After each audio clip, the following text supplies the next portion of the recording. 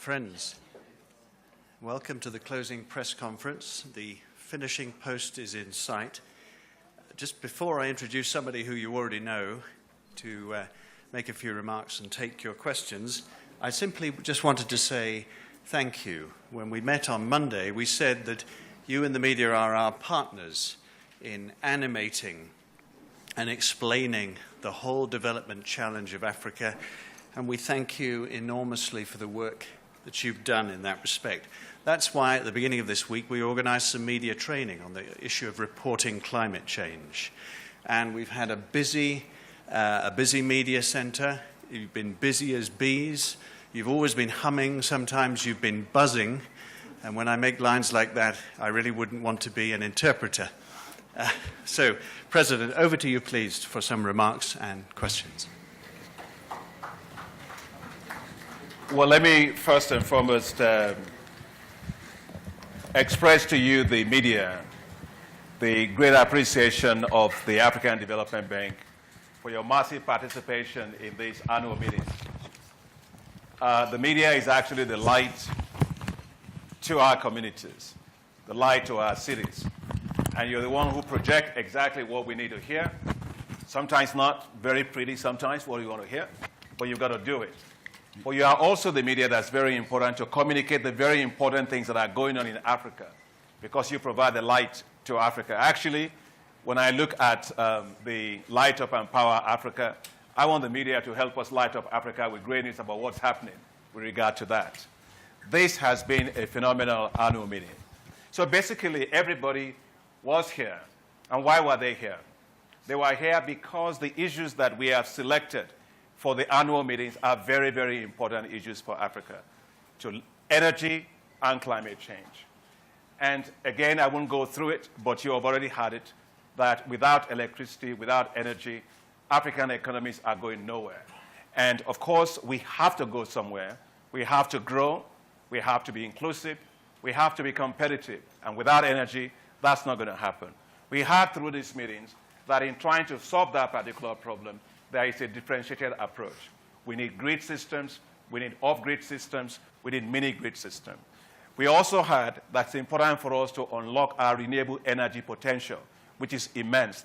As I've always said, we will use we tap every single thing we can get from the moon, from the sun, until the sun becomes the moon. We will unlock together with our partners the renewable energy potential for Africa.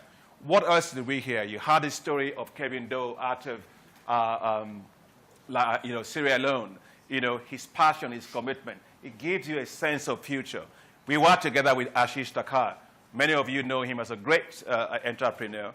In a fire chat with Africa's youth all over the media, we are saying with the launch of the Jobs for Africa's Youth initiative by the bank has created tremendous amount of excitement among our young people. We also had a lot of things about women. We launched the African Affirmative Finance Action for Women. Just this morning, I was with all the ministers of finance, and we were talking about action, action, and action.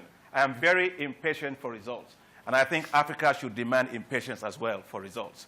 And so what we talked about is immediately we will move between now and October to how to actually roll some of these things out. So I can go on and on. You've covered so many of these stories.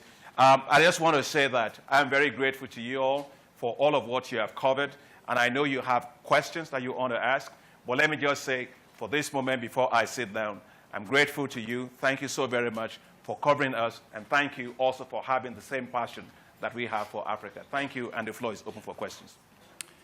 Thank you. If you'd like to raise a hand, Olivia has microphones. Please introduce yourselves and make your questions. We'll take several rounds. Thank you. Yes, thank you very much. A very good afternoon, Mr. President. My name is Stuart Lisulo from the Post newspapers here.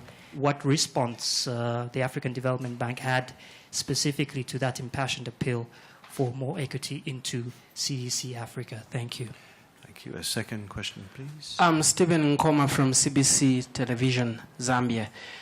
My question dwells much on the issue to do with all the issues that you've talked about during these annual meetings, are we going to see something that is just going to end from these discussions? And what have you put in place to make sure that what you have discussed comes to pass than just from discussing then you fold your arms as African Development Bank? I'm going to take one more from this area, then the President will answer, and then I'll look to the right. Ok. Monsieur Fall, de l'économiste Casablanca, Maroc. Tout à l'heure, Monsieur le Président, vous avez parlé avec le ministre marocain, Monsieur Mezouar, par rapport à la COP22. Vous êtes très attendu au niveau de cette COP. Quel sera l'apport concret de la BAD en termes de propositions? Et est-ce que ce sera juste le rôle des financeurs, de mobilisateurs des finances, ou là de gestion réelle des finances par rapport à ça? Merci. Thank you very much. I think the issue that was raised about equity, you said to which organization? Huh? They what? I didn't. Stand up. Post newspapers. I didn't get the post newspapers. CEC Africa.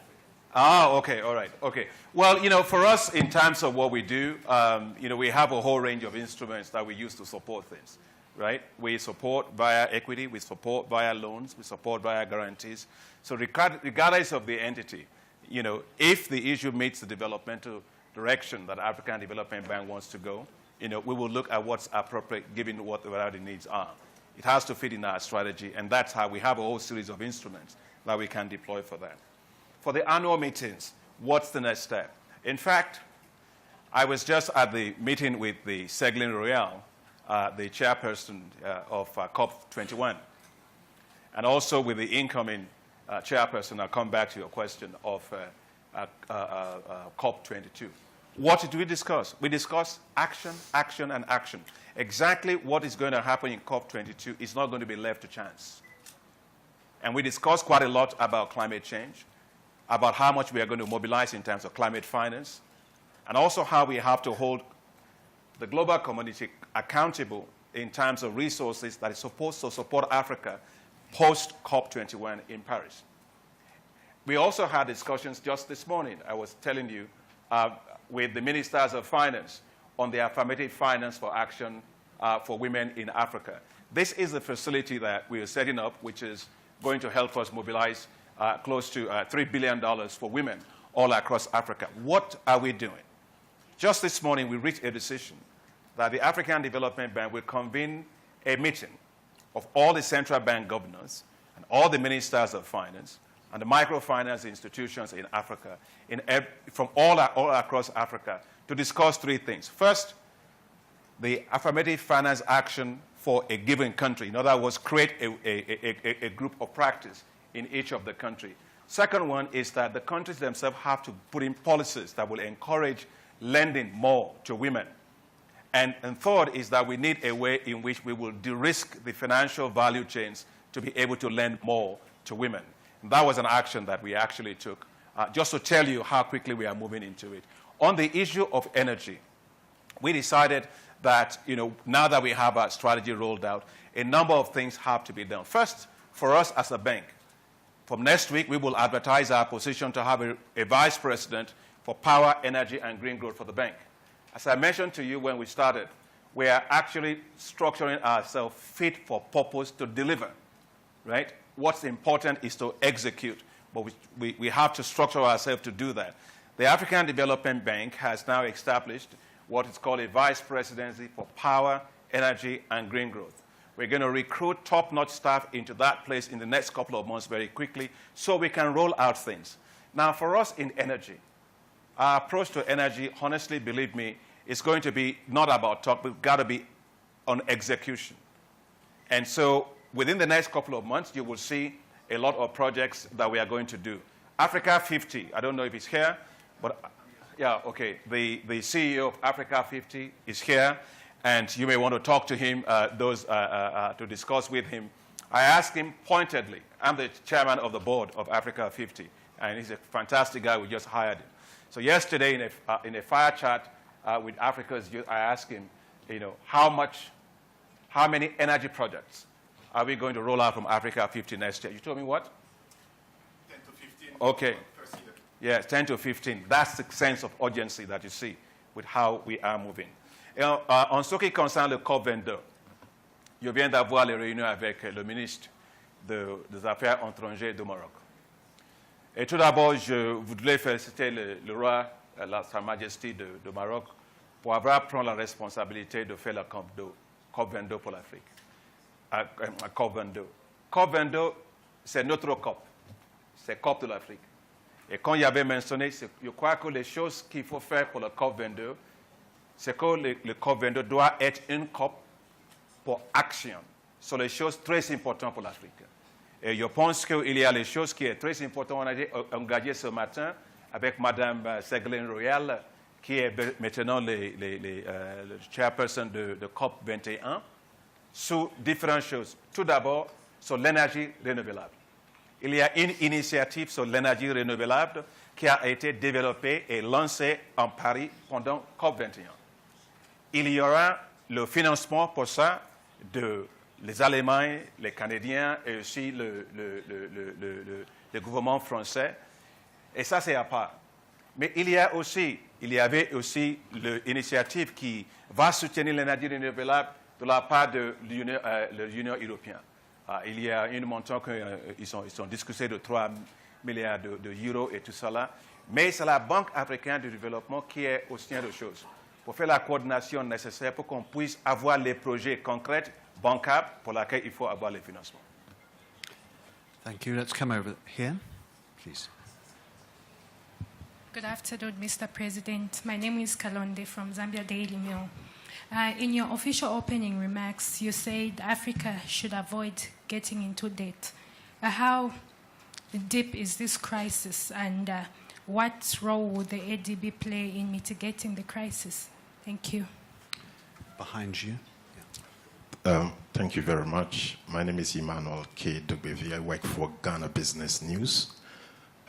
You're talking about looking for and using various energy mix for developing power to power the continent. And then it means you're looking at anything that is fungible, including coal. And coal came up in most of the discussions during some of the sessions. I want to know what the position of the bank is on the use of coal, taking into account the fact that coal plants around the developed countries are all shutting down. Thank you. One more in this area. Olivia? One in the front. Sorry. Let's do that. Yeah, fine. Good afternoon, Mr. President. My name is Ajef Kapembwa. I write for the Southern Times of Namibia, and I also write for the Zambia Informer. It's a blog. I just wanted to get your commitment towards assisting Africa integrate. Of late, there's been a lot of talk from scholars that there's no political will. So what is your role as Africa Development Bank in seeing Africa integrate at the time of 2025? Thank you.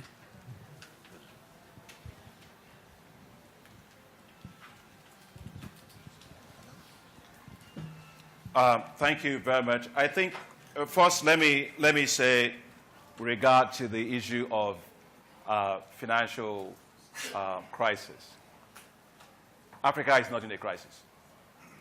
Let me explain. If you take a look at Europe today, the growth rate in Europe, GDP growth rate in Europe, was 1.9%. It's gone down to 1.7%, and nobody says Europe is in a crisis. You take a look at the global economic environment. IMF moved down the global GDP growth rates down from the earlier projection should be over 2%. And nobody is saying that the world is in a crisis. So the world crisis shouldn't be used for Africa. If you are swimming, and you're a very good swimmer, you keep your head underwater, above water, and you can swim well.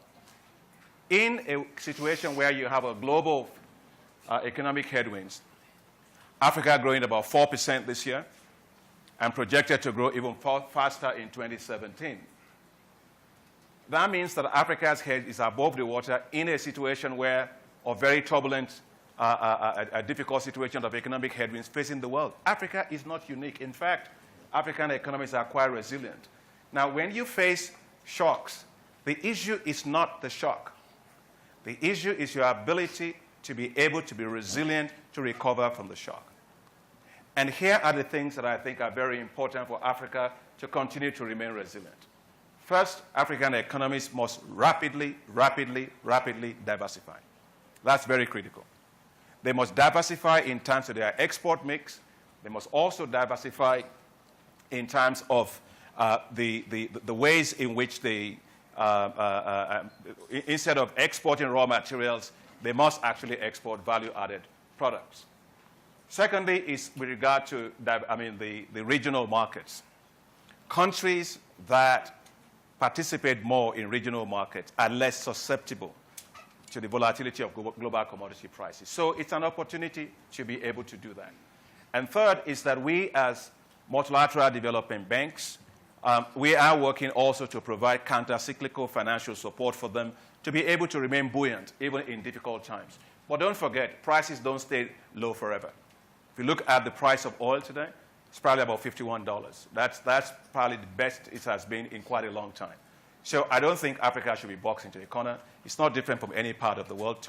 And as demand continues to grow, in Europe, and you had a situation that happened in Canada because of the reduction in supply and so on, it makes a lot of opportunities for African countries. So I think that the story for Africa will continue to be a resilient Africa. With regard to the issue of coal, the issue is, let's understand the energy mix in the world today. OECD countries' energy mix, 46% of it is coal. And so many European countries, and some are not, they're actually not even shutting down, actually. They're actually increasing the level of development of coal. So I don't think that Africa should be put in a situation where it's been admonished for what it's not even doing, right? That's my personal view. When it comes to this, I think emotion should not be used. Data is what matters. What was agreed in COP21 was that there will be a move towards reduction in emissions, CO2 emissions. And for us at the African Development Bank, the new deal on energy for Africa that we have presented is one in which is going to allow Africa to grow its energy base, but decoupling that growth, which means Africa grows while reducing actually its own CO2 emissions. That's a fantastic thing, which means we are decoupling growth from CO2 emissions. As a bank, we also have to recognize that technologies are also changing around the world. I went to Korea and also to Japan. And I was surprised when I got into this. I had my own mindset about what coal was. And when I got there in Japan and Korea, we went into this particular power station, which is called J-Power in Japan. And the other one was Korea Power Station. They have a coal-fired plant that uses the ultra-supercritical technology. And it reduces the nitrous oxide by about 98.5%, particles by about almost 99.9%, and also sulfur oxide by about 98.5%. You would think you are in a five-star hotel. Technology is moving very rapidly. What we want to say for Africa is this. Africa Development Bank, we will provide a lot of financing for all countries to do renewable energy at scale. It's not something we are thinking of doing, it's something we are doing already. We supported the Lake Turkana, which is Africa's largest wind farm in Kenya. We supported the Noah complex in Morocco, which is the largest concentrated solar farm in the world. We're supporting a lot of geothermal also in East Africa and a lot of solar. We are committed to using grid, mini-grid, and off-grid systems, but also allowing African countries that have non-renewable energy sources, including fossil fuels, to use it. But use it in a way that's environmentally sound, with technology that allows you to reduce the emission. That is what is very, very important. I may like to also say that if you have two people, and one is very fat, and the other person is thin, the fat person needs to lose weight fast. The thin person needs to gain a little bit of weight to have a little bit of chance to even have a life. Thank you. And the other one about political will on regional integration. I think that the tripartite free trade area that you find in COMESA, East African Community, and SADC is a fantastic development. We need to do more. Our position within the bank is that to really integrate Africa goes beyond just even the political will that you are talking about. You can have all the political will in the world.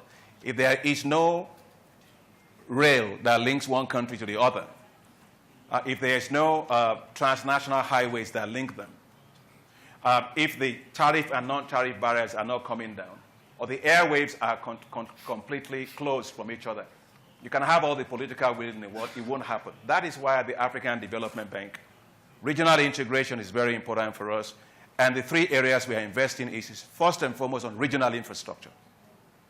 If it's on energy, regional infrastructure, connectivity, lines of transmission, linking Mozambique down to Zambia to be able to have, to Malawi, Zambia, to be able to have access to electricity. In the Mano River area, linking Liberia, Guinea, Liberia, and Sierra Leone together. Linking Senegal down to Mali. Those kind of connectivity lines are very, very important.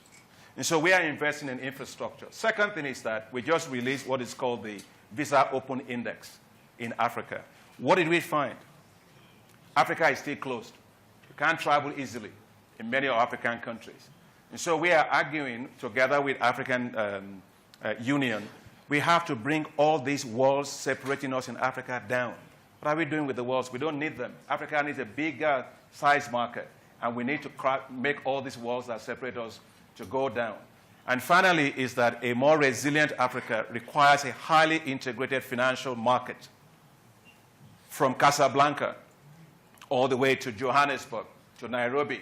We have to integrate our capital markets and Johannesburg to make sure that we can actually have the deep resources to happen.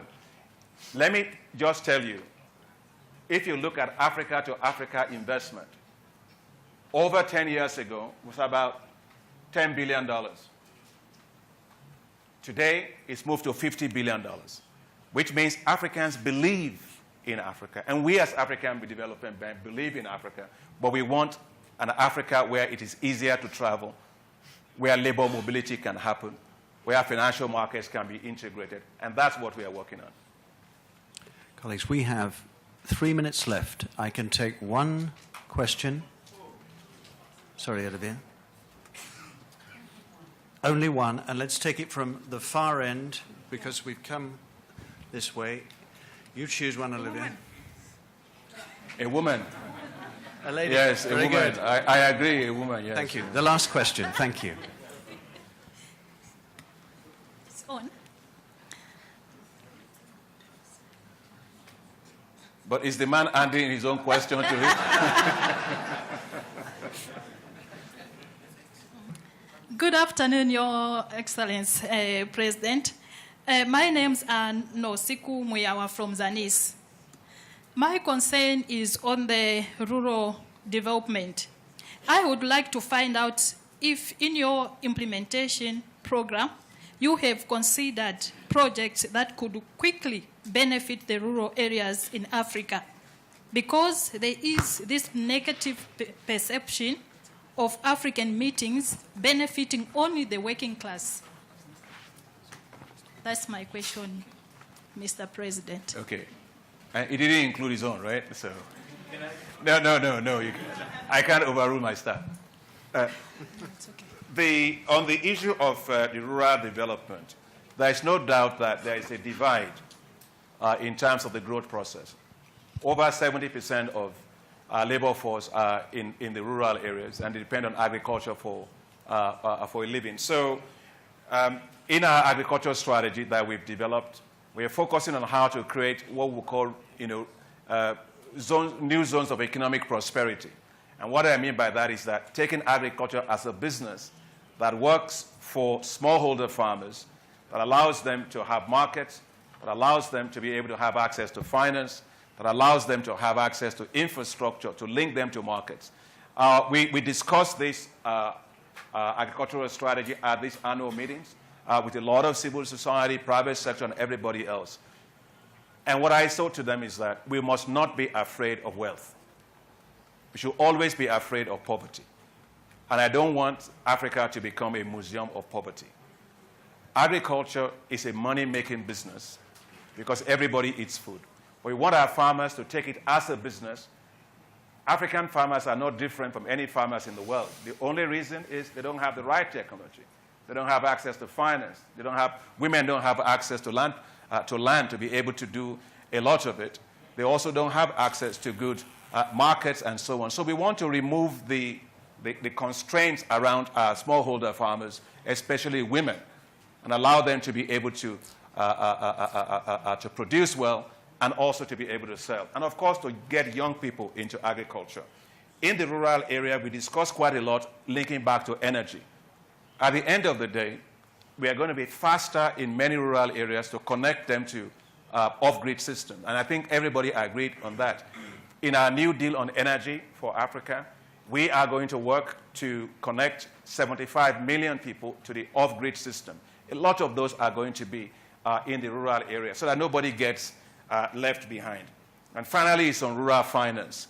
I think in the affirmative finance action for women that we announced at this annual meeting, we are going to look at how to make microfinance facilities available for women farmers, because I really think that if we get that right, then we'll actually have gotten many things right, both in terms of inclusiveness, but also for children nutrition, which I think is also very important. Thank you, President. Colleagues, President has to run. We remain at your disposal. Thank you very, very much indeed.